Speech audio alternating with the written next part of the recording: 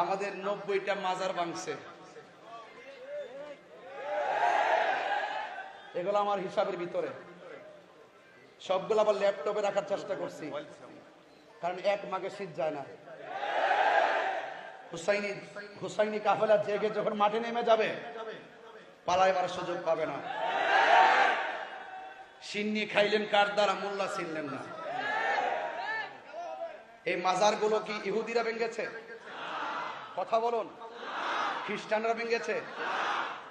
কারা ভেঙেছে? ওই যে ইয়াজিদের খালাতো ভাইয়েরা। কথা বলেন ঠিক কিনা বলেন।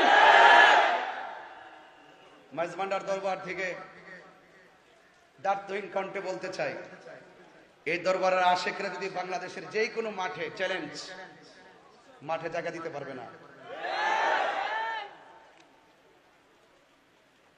সবাই ঐক্য থাকবেন। দরবারে বসে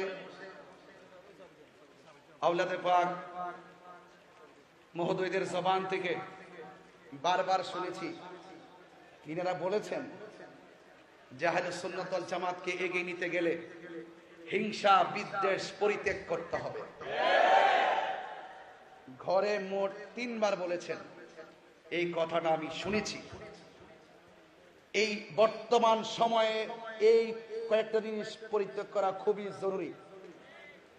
আমি সব জায়গায় বলি, মাইনাস নয়, মেনেস চাই, হিংসা মুক্ত সুন্নিয়ত চাই। আমাদের নিজেদের মধ্যে যদি কোনো সমস্যা থাকে, সমস্যা পরিলক্ষিত হয়, আমরা নিজেরা ঘরে বসে সমাধান করে নিব। বাতিলরা হাজার বিতর্ক করার পরও দিন শেষে তারা এক হয়ে যায়, আর আমরা এক হতে পারি না। এটা আমাদের জন্য দুর্ভাগ্য। আমাদের ঐক্য হওয়ার দরকার আছে না নাই? আরো বড় করে আছে না নাই? হুসাইনি চেতনা নিয়ে আমরা ইনশাআল্লাহ ঐক্য হয়ে যাব। কনসেপ্ট নতুন না, এটা কারবালা থেকে কনসেপ্ট। ওখান থেকে 2 ভাগ হয়ে গেছে। ইমাম, আপনি ইতিহাস তো জানেন না? ইতিহাস তো আমরা সবাই জানি। ইমাম মুসলিম ইবনে আকিলকে যখন শহীদ করা হয়, তিনি বলেছেন আমাকে 2 রাকাত নামাজ পড়ার সুযোগ দাও। সন্তান 2 জনকে যখন শহীদ করা হয়, সন্তানগুলো বলছিল আমাকে 2 রাকাত নামাজ পড়ার সুযোগ দাও।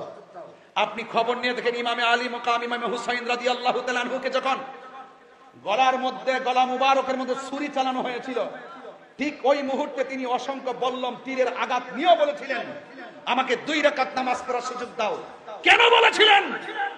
একটা মাত্র কারণে বলেছিলেন, কারণ ওই মাঠে তারাও নামাজ পড়েছে, তারাও